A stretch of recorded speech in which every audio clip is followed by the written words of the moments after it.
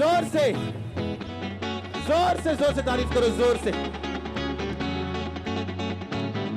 अपने हाथों को उठा के बोलो, पवित्र आत्मा हम सब कामों को ग्रहण करते जो आप हमारे बीच में कर रहे हैं। ऊंची आवाज में, ऊंची आवाज में सब कामों को हम ग्रहण करते जो हमारे बीच में आप कर रहे हैं।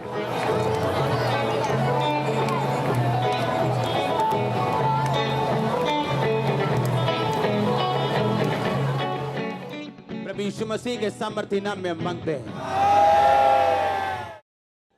आमीन। ऊंचा आशीष ऊंची। उठाओ अपने हाथों को, बोलो जितना वचन आज मैं सुनूं 100 गुना फलों को लेके आऊं। उठाओ अपने हाथों को।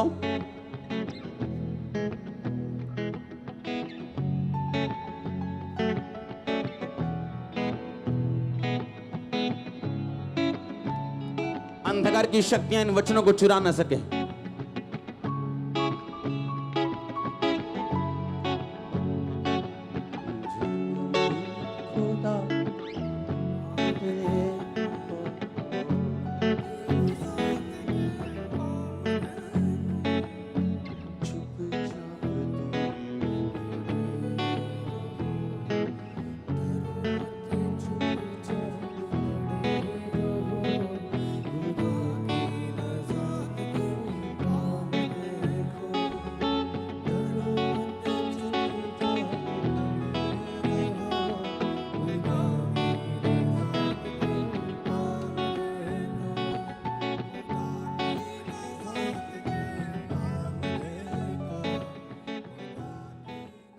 उठाओ अपने हाथों को, जितना वचन आज मैं सुनूं 100 गुना फलों को लेके आऊं।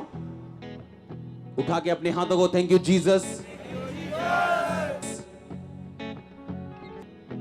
उठाओ अपने हाथों को, प्रभु यीशु मसीह के नाम में। मरकुस 1 उसका 1 अध्याय उसकी 12 आयत को मैं पढ़ूंगा।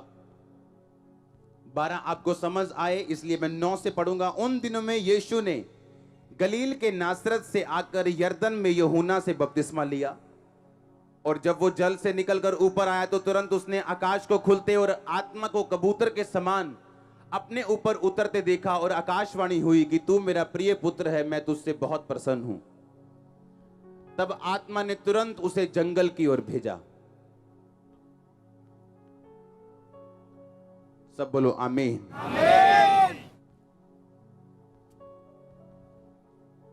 अपने हाथों को उठाओ, बोलो ये वचन मुझे समझ आए। अपने हाथों को उठाओ, बोलो ये वचन मुझे समझ आए और 100 गुना फलों को लेके आए। ऊंची आवाज में,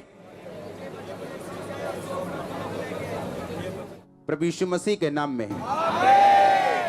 बाइबल कहती आकाशवाणी हुई कि तू मेरा प्रिय बेटा और मैं तुझसे क्या हूं। सुना नहीं मैंने, क्या हूं मैं तुझसे प्रसन्न होने के बावजूद बाइबल कहती है कि फिर आत्मा ने उसे जंगल की ओर भेजा। एक टाइम आपको लगता है कि परमेश्वर आपसे खुश है, अगले ही दिन जब परीक्षाएं आपको हिट करती हैं आपको लगता है कि क्या सचमुच तू मुझसे खुश है, क्या सचमुच परमेश्वर मुझसे खुश है। अगर आप इंग्लिश की या यूनानी भाषा की बाइबल पढ़ें तो उसके अनुसार लिखा, देन स्पिरिट, आत्मा ने उसे धक्का दिया जंगल में जाने के लिए, फोर्सफुली लिखा, फोर्सफुली, धक्के से, प्रेशर से पवित्र आत्मा यीशु मसीह को जंगलों में ले गया ताकि शैतान से उसकी परीक्षा हो। एक पल उसको लगा कि आकाशवाणी हुई कि ये मेरा प्रिय बेटा है और मैं उससे बहुत खुश हूं, और अगले ही पल शैतान उसकी परीक्षा लेने के लिए जंगलों में ले गया उसको, ताकि यीशु मसीह को यह महसूस करा सके कि सचमुच परमेश्वर तुझसे प्यार नहीं करता, जो तूने सुना था तेरे मन का धोखा था। आप अपनी लाइफ की सबसे बड़ी गवाही तब लेते हो। आज क्वायर एक गाना गा रही थी, आप जानते हो चर्च हमारी प्रोफेटिक चर्च है। हाँ, क्वायर प्रोफेटिक है, एवरीथिंग प्रोफेटिक है।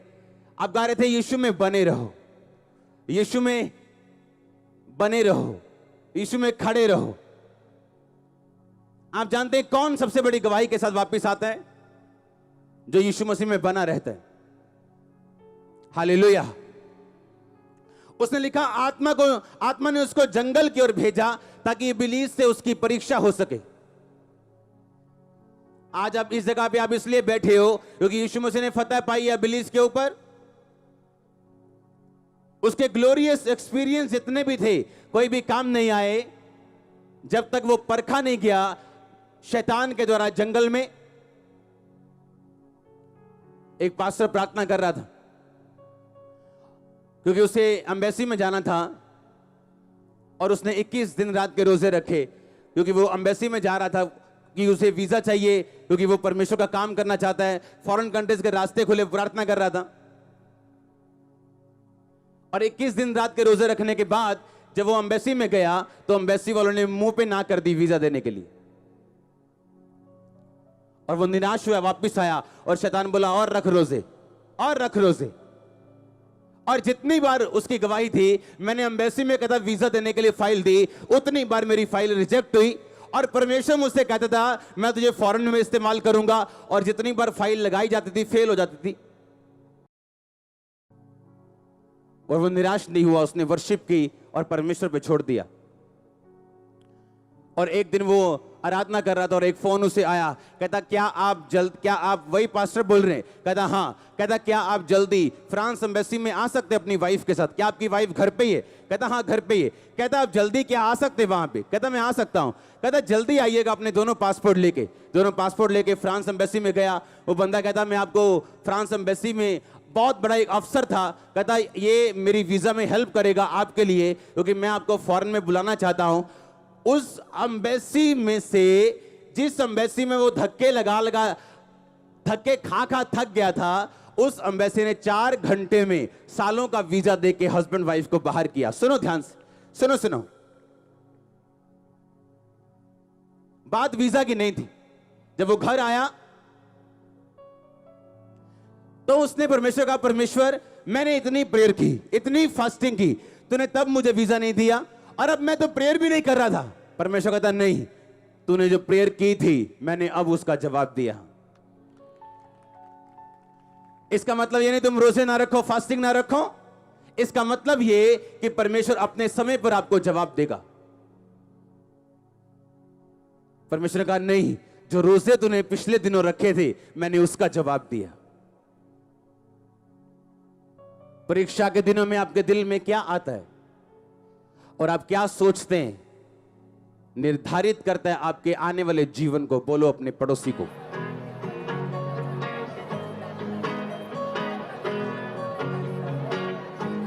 बोलो परीक्षा के दिनों में तेरे दिल में क्या आता है, तू क्या सोचता है, क्या बोलता है, निर्धारित करेगा तेरे आने वाले जीवन को। आमीन। फिर से बोलो अपने पड़ोसी को, बोलो परीक्षा के दिनों में तेरे दिल में क्या आता है और तू क्या सोचता है, क्या बोलता है, निर्धारित करेगा तेरे आने वाले समय को। आमीन। आप ध्यान से समझेंगे नहीं। अगर आप सच्चे परमेश्वर के विश्वासी हैं, आप परमेश्वर पे कभी प्रेशर नहीं डालेंगे प्रार्थना करने के बाद कि मुझे अभी उत्तर चाहिए। क्रूसेड था, एक पास्टर का प्रार्थना कर रहा है, परमेश्वर मुझे इस्तेमाल कर। सबको क्रूसेड की प्रार्थना करने में लगाया हुआ दिन रात कि मुझे उस क्रूसेड पे तेरे काम चाहिए, लंगड़े चलते चाहिए, अंधे देखते चाहिए। और क्रूसेड जिस दिन शुरू होना था रात को 6 बजे, उस दिन बारिश शुरू हुई और 3 दिन के क्रूसेड पे 3 दिन बारिश होती रही। जब क्रूसेड का टाइम खत्म हो गया, बारिश खत्म हो गई। घर आया दुखी, निराश, गुस्से से भरा हुआ। पर आप यीशु मसीह पे केस नहीं कर सकते हो। कौन सी कचहरी में उसको लेके जाओगे, कौन से सुप्रीम कोर्ट पे उस पे केस करोगे? वो उत्तर देगा अपने हिसाब से, जब देगा अपने टाइमिंग से देगा। उसने परमेश्वर को, शैतान बोलता था पूछ परमेश्वर से कि तूने मेरी प्रार्थना क्यों नहीं सुनी? क्या तू रुक नहीं सकता था? क्या 3 दिन बारिश, वही दिन बारिश करनी थी जब मेरे क्रूसेड थे? क्या वही दिन बारिश करनी थी जब मेरी मीटिंग थी? पहले आगे पीछे नहीं कर सकता था तू? कुछ नहीं कहा। आंखों से आंसू आ रहे थे और प्रार्थना करके वर्शिप करके सो गया। आज हर हफ्ते उसका फॉरेन में क्रूसेड होता उस पास्टर का, हर हफ्ते। मैंने दुनिया का कोई पास्टर नहीं देखा जो इतना फॉरेन में क्रूसेड करता हो उस एक पास्टर के अलावा। किसी की स्टोरी मत सुनो अकेली, उसकी ग्लोरी भी मत सुनो अकेली, उसकी ग्लोरी और स्टोरी दोनों सुनो। हालेलुया, दोनों सुनो। तब परमेश्वर ने प्रार्थना का उत्तर नहीं दिया जब वो रोजे रख के बैठा था। परमेश्वर ने कहा मैं दूंगा उत्तर, मैं क्रूसेड पे तुझे लेके जाऊंगा, इस्तेमाल करूंगा, पर अपने टाइम पे। परमेश्वर ने कहा इजरायली लोगों को कि मैं इजरायली लोगों को लेके जाऊंगा,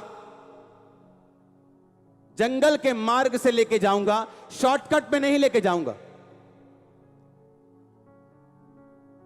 ताकि मैं इनके मन में जान सकूं क्या क्या है, मैं इनकी परीक्षा कर सकूं और इन्हें नम्र बना सकूं। आप परमेश्वर नहीं हो कि जब आप प्रेयर करो।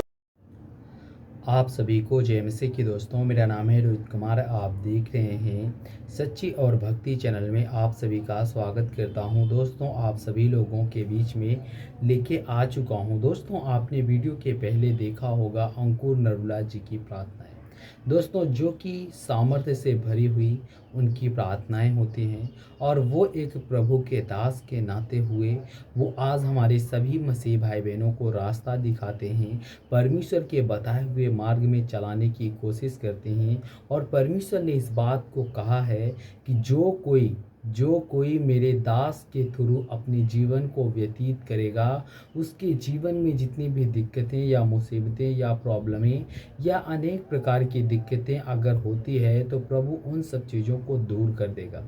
आज मेरे जितने मसीह भाई बहन हैं सभी लोगों से कहना चाहता हूं, आप लोगों को अपने जीवन में प्रभु के वचन के तहत विश्वास करना और परमेश्वर के बताए हुए मार्ग में चलना बहुत ज़रूरी है, क्योंकि आज बहुत से ऐसे मसीही लोग हैं जो आज इस बात को ध्यान नहीं रखते हैं और उनके जीवन में तमाम प्रकार की प्रॉब्लमें आ जाती है।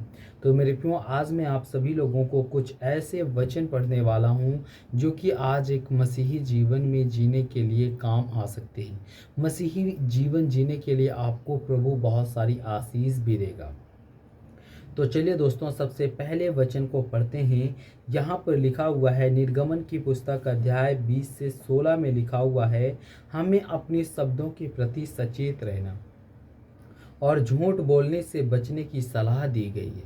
यानी कि प्रभु का वचन कहता है कि एक मसीही जीवन जीने वाले व्यक्ति को कभी भी झूठ नहीं बोलना चाहिए, क्योंकि जो व्यक्ति अपने जीवन में झूठ बोलता है उसके जीवन में तमाम प्रकार की प्रॉब्लमें और तमाम प्रकार की दिक्कतें आती है, और वो अपने जीवन में क्या करता है, उसके जीवन में बहुत सारी समस्याएं भी आ जाएंगी और बहुत सारी दिक्कतें भी आ जाएंगी। लेकिन प्रभु का वचन कहता है आप लोगों को क्या करना चाहिए, अपने पड़ोसियों से कभी भी झूठ नहीं बोलना चाहिए और तुम झूठ गवाह ना बनो। यानी कि प्रभु कहता है तुम किसी के प्रति झूठा गवाह ना बनो और अपने पड़ोसियों से तुम झूठ मत बोलो, क्योंकि परमेश्वर कहता है झूठ बोलना परमेश्वर के प्रति विरुद्ध है और परमेश्वर इसको पाप की नज़र से देखता है। और ऐसे बहुत से ऐसे मसीही लोग हैं जो अपने जीवन में पाप करते हैं और अपने जीवन में पाप के नाम पर आज लोगों के जीवन को नष्ट कर देते हैं। लेकिन प्रभु कहता है कि कोई अपने जीवन में गलती किया है या कोई पाप किया है या कोई भी चीज़ किया है तो परमेश्वर कहता है कि तुम उन्हें क्षमा करो। परमेश्वर कहता है कि जब तुम उन्हें क्षमा करोगे तब परमेश्वर तुमको क्षमा करेगा।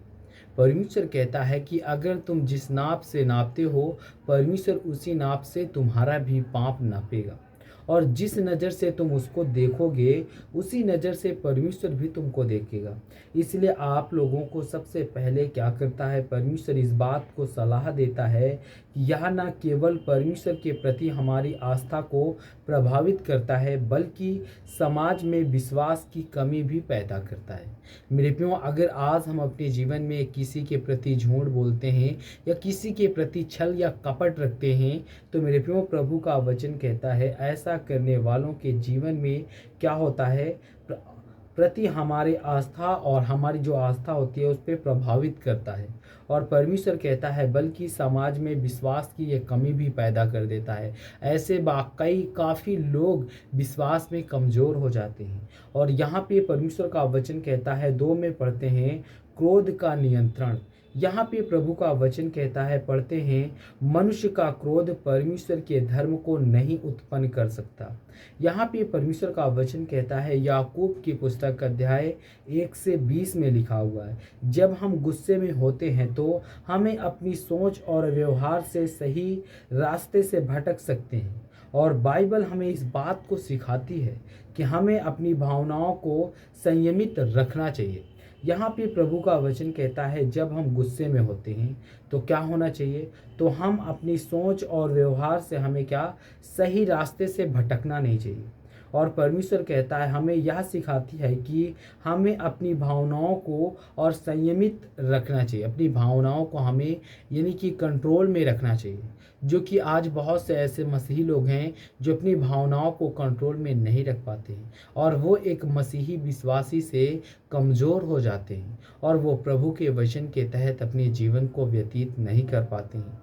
लेकिन मेरे जितने मसीही भाई बहन हैं, मैं आप सभी लोगों से हाथ जोड़कर रिक्वेस्ट करता हूँ कि अगर आप अंकुर नरूला जी की प्रार्थनाओं और विनतियों को सुनते हो तो मेरे प्रियो आप लोगों को परमेश्वर के वचन पे अपने जीवन को व्यतीत करना बहुत ज़रूरी है। और प्रभु कहता है कि अगर आप ऐसा नहीं करते हो तो आपके जीवन में समस्याएं आ सकती हैं, आपके जीवन में प्रॉब्लमें आ सकती हैं और आप बहुत सारी समस्याओं में ग्रसित भी हो सकते हो।